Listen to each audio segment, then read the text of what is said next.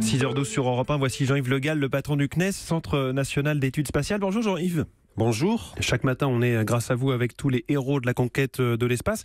Souvent, ce sont des hommes, Jean-Yves Le Gall, dans le spatial. Où sont les femmes ? Eh bien, les femmes, ça a commencé il y a 50 ans, puisque le vol de Valentina Tereshkova a eu lieu le 15 juin 1968.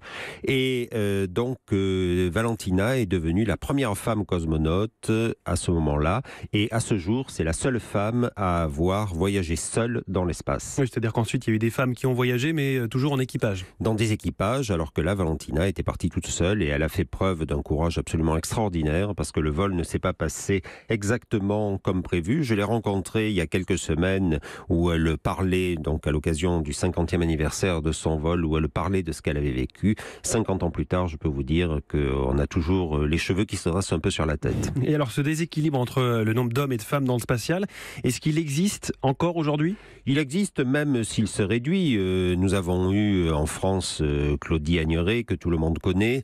Récemment, il y a eu Peggy Wilson aux États-Unis qui a pris sa retraite après avoir fait plusieurs missions. Mais je crois qu'il va y avoir de plus en plus de femmes dans l'espace. D'abord parce que le monde s'ouvre aux femmes, et puis parce que sur ces métiers finalement liés aux missions des astronautes, je crois qu'on peut le dire, et peut-être que les astronautes hommes en prendront ombrage, mais je crois que les femmes quand même réussissent leur mission avec beaucoup plus de soin, beaucoup plus d'attention. Et aujourd'hui, on voit bien qu'il y a de plus en plus de femmes d'abord qui sont candidates à aller dans l'espace et qui sont choisies. Et alors, s'il y a toujours ce déséquilibre, Jean-Yves Le Gall, comment vous pouvez amener plus de femmes dans votre secteur ? Bien, il faut expliquer, faire de la vulgarisation, passer sur Europe 1 par exemple. Mais aujourd'hui, on voit qu'il y a des associations qui se sont mises en place, Women in Aerospace, que le CNES soutient.